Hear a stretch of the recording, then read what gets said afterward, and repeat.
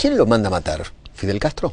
Yo creo que Fidel Castro lo abandona, lo deja librado a su suerte. Él entusiasmó a Guevara lo suficiente como para que se encaminara en esa aventura. Para que salga de Cuba. Claro. Y él manejaba Cuba como quería. Para encaminarlo, bueno, anda. El Che Guevara le molestaba a Castro, ¿no? Le molestaba. En la última etapa le molestaba mucho. ¿Y por qué?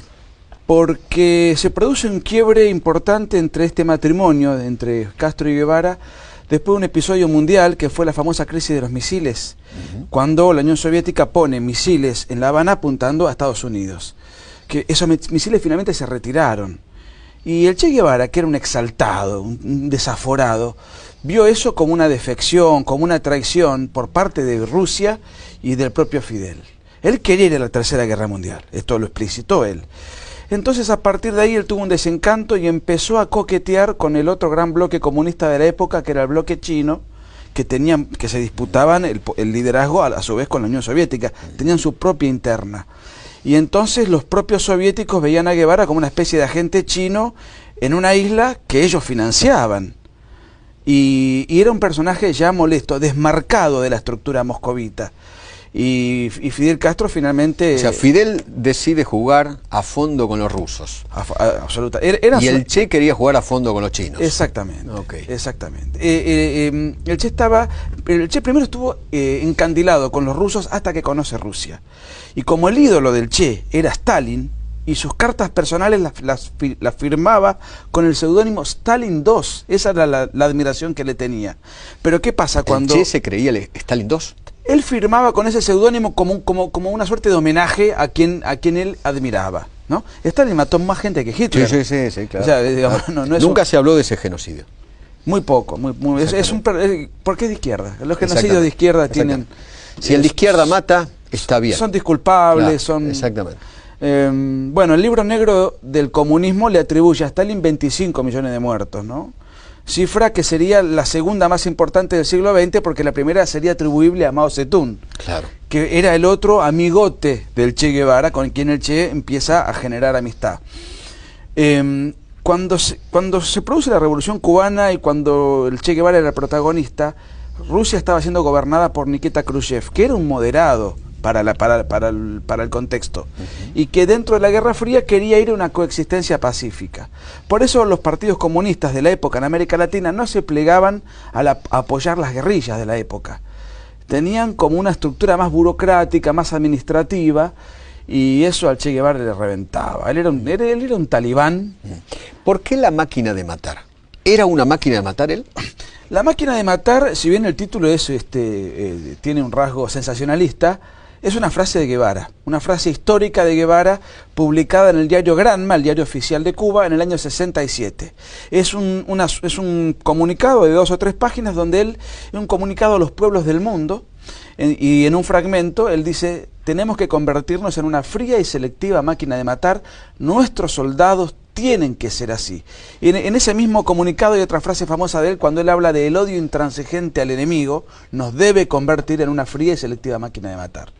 O sea que él veía el concepto de la máquina de matar como un ideal a alcanzar. Pero él era un guerrillero asesino, ¿no? Él mismo fusilaba, él mismo mataba. Sí, señor.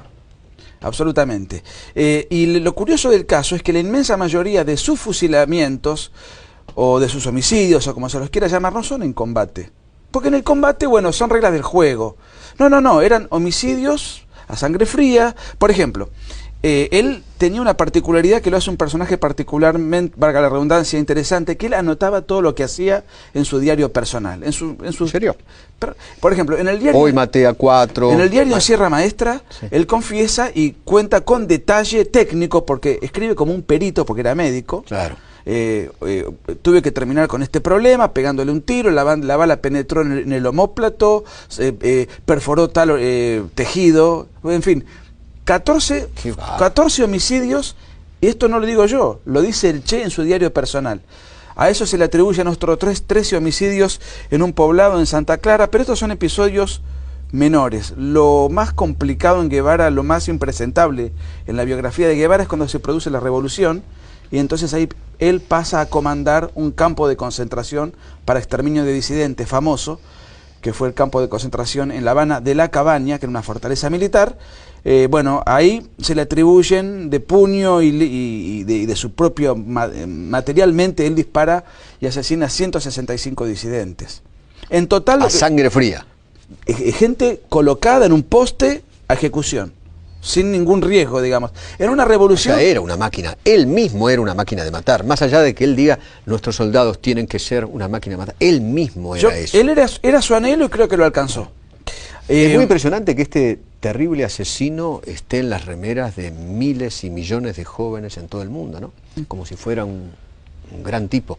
Yo creo que hubo, después de que Guevara muere, hubo como 2 etapas en cuanto a la imagen de Guevara. Primero fue la herencia de las guerrillas de la década del 70, que fueron máquinas de matar. O sea, tomaron a Guevara en su versión bastante real, bastante auténtica, porque la muerte era muy cercana. Es decir, los libros que él había escrito, los crímenes que había cometido, las justificaciones a esos homicidios la tomaron los montoneros, sobre todo el ERP en Argentina. Claro. Era más guevarista. Y las guerrillas de América Latina en general. Esa imagen bastante real que tanto daño generó en todo el continente, y en el caso que nos ocupa, con secuelas que todavía duran en Argentina, a partir de los años 80 y 90 se fue diluyendo, y hoy el Che Guevara es un personaje muy travestido. O sea, ya no es visto con esa crueldad, con esa dureza, sino que hoy es visto como un personaje ecológico, multicultural, el ícono de las marchas gays, el ícono del pacifismo transnacional. Hoy es un personaje que se utiliza para cualquier... Qué raro que los gays justamente lo tengan como un ícono, ¿no? Porque tanto Fidel como el Che y todo lo que es, digamos, la legislación cubana es muy dura para con los gays.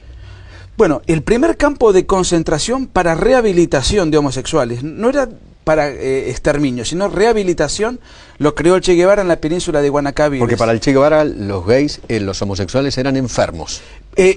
La consigna era: la revolución no necesita peluqueros y el trabajo os hará hombres. Eran sometidos a 12 a 18 horas de trabajo forzado de lunes a sábado. Los domingos tenían descanso, y porque ellos creían en una superstición muy propia de los totalitarismos, que es, en este caso, era el hombre nuevo socialista.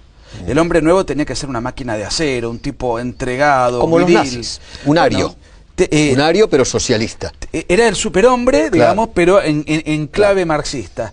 Tenía que tener cualidades dentro de las cuales la homosexualidad no tenía lugar. Y se suponía que la revolución y la dureza de la revolución y el trabajo forzado en los campos de concentración iba a convertir ese defecto. Esto se mantuvo en Cuba durante mucho tiempo. Recién en el 2010 Fidel Castro pidió disculpas. Una sola cosa más. Sí, claro. No era algo propio de Cuba. El artículo 121 del Código Penal soviético castigaba la sodomía, claro, con 5 años de trabajo forzado en los gulags, y en China, en el año 97, recién se derogó el delito que castraba a los homosexuales. Es curioso, 25 años después, en todas las marchas de género, los partidos de izquierda van a la vanguardia. Es increíble, es muy, muy increíble.